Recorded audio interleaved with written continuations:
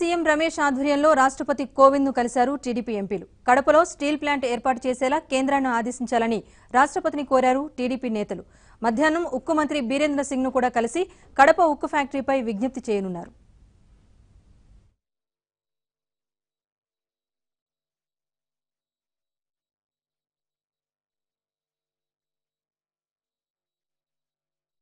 To understand is they came out that it's definitely feasible. The iron ore available in neighboring district was found to be sufficient for running the steel plant for another 50 years.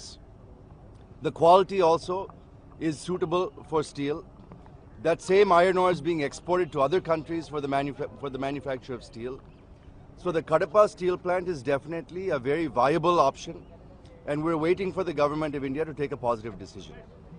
When we met the President today, he assured CM Ramesh and all of us that this will be taken up, but he also clubbed it with the Bayaram steel plant in Telangana. We told him, sir, these are two different projects. Please don't club both of them together. Bayaram, you can take your decision accordingly, but you take your decision on Kadapa independently. Andhra Pradesh is a deficit state. We are the ones who are in financial crisis. Telangana is a surplus state. They can take care of themselves. The priority should be with Andhra Pradesh. Please take a decision quickly. Please instruct your government to set up steel plant in Kadapa at the earliest. Thank you. Thank you. ఆంధ్రుల హక్కు అని ఆంధ్రప్రదేశ్లో ఉండే తెలుగు వాళ్ళంతా పోరాడి Vizag steel plant తీసుకురావడం జరిగింది. అలాగే కడప స్టీల్ ప్లాంట్ రాయలసీమలో ఉండే ప్రాంతంలో ఉండే కడప స్టీల్ ప్లాంట్ను కూడా ఆంధ్రుల హక్కు అని అందరూ పోరాటంలో దిగటం, ఆ పోరాటంలో భాగంగా రమేష్ గారు సత్యాగ్రహం చేయటం, 12 రోజులు లాంగ్ అంటే అందరూ మీరు చూసే ఉంటారు సత్యాగ్రహాలు 1 day 2 days 3 daysలో వెళ్ళిపోతుంటారు. కానీ రమేష్ గారు 12 రోజులు కంటిన్యూగా సత్యాగ్రహం చేసి మరి ఈరోజు రాష్ట్రపతి గారి దగ్గరికి, అంటే రాష్ట్రపతి గారు మామూలుగా ఇటువంటి సమావేశాలకు ముందుకు పోవటం లేదు. ఆయన మొట్టమొదటిగా మా రమేష్ గారు మిగతా మిత్రులందరూ రాష్ట్రపతిని కన్విన్స్ చేసి సమావేశం ఏర్పాటుకు ముందుకు పోవటం, సమావేశంలో ఆ ఉక్కు స్టీల్ ప్లాంట్ గురించి 3 ముక్కల్లో చెప్పడం జరిగింది. ఏమంటే ముందు ఫీజిబిలిటీ లేదు అని, అంటే ఫస్ట్ అసలు స్టీల్ ప్లాంట్ ఎందుకు అనే క్వశ్చన్ పెట్టడం జరిగింది. మరి తర్వాత అండర్ కన్సిడరేషన్ అని చెప్పారు, తర్వాత ల్యాండ్ ప్రాబ్లం చెప్పారు, తర్వాత ఫీజిబిలిటీ గురించి మాట్లాడారు. అన్నిటికీ ఒకటే సమాధానం, ల్యాండ్ చంద్రబాబు నాయుడు గారు చాలా క్లారిటీగా ఇవ్వటం జరిగింది. అసలు ప్రాబ్లమే లేదు, మీకు ఎంత కావాలో అంతా పూల్లో పెట్టిస్తామని చెప్పారు. ల్యాండ్ అబ్సల్యూట్లీ నో ప్రాబ్లం అన్నారు. ఇంకా సబ్జెక్టు మిగిలిండే సబ్జెక్టు వచ్చి ఫీజిబిలిటీ గురించి కూడా ఎక్స్ప్లెయిన్ చేయడం జరిగింది.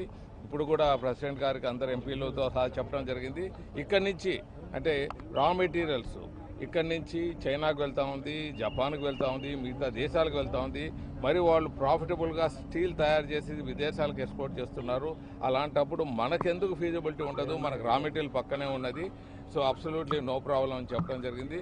రాష్ట్రపతి గారు దానికి సమాధానం చెప్తూ తప్పకుండా దీన్ని నేను ప్రభుత్వాన్ని దృష్టికి తీసుకొని పోతాను, న్యాయం జరిగేటట్లు చేస్తానని చెప్పడం, నిజంగా వారికి ధన్యవాదాలు తెలియజేసి ఎంపీలంతా రావడం జరిగిందని తెలియజేస్తున్నాను. రాష్ట్రపతి గారికి ఎక్స్ప్లెయిన్ చేశారు. కడపలో ఇలా జరిగింది, రమేష్ దీక్ష కూడా కూర్చున్నాడు 12 రోజులు. దాని తర్వాత ముఖ్యమంత్రి గారు వచ్చి ఈ ఆప్షన్లు ఇచ్చారని చెప్పినప్పుడు రాష్ట్రపతి గారు స్పందించి అవును ఆప్షన్లు బాగున్నాయి, నేను కూడా ప్రభుత్వ దృష్టికి తప్పకుండా తీసుకెళ్తానని చెప్పడం జరిగింది. ఆయన అయితే మొత్తం రిప్రజెంటేషన్ చదివి చాలా బాగా స్పందించారని చెప్పి తెలియజేస్తున్నాం. పార్లమెంట్ ఆవరణలో టీడీపీ ఎంపీలు నిరసనకు దిగారు. విభజన హామీలు అమలు చేయాలంటూ ప్లకార్డులు ప్రదర్శించారు. ఏపీకి ప్రత్యేక హోదా ప్రకటించాలంటూ ఆందోళన చేశారు.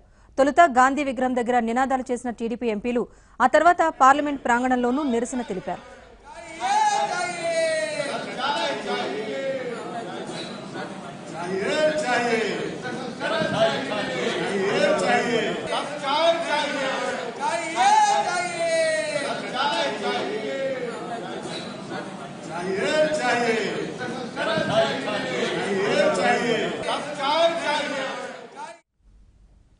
టీడీపీ ఎంపీ శివప్రసాద్ కవి వేషధారణలో పార్లమెంటుకు వచ్చారు. పండిట్ నెహ్రూ, వాజ్పేయి లాంటి ఉద్దండులతో పేరు ప్రఖ్యాతులుగాంచిన పార్లమెంట్ను మోదీ అప్రతిష్ట పాలు చేస్తున్నారని శివప్రసాద్ ఆరోపించారు. గారడి మాటలతో మోదీ ప్రజలను మోసం చేస్తున్నారని మండిపడ్డారు.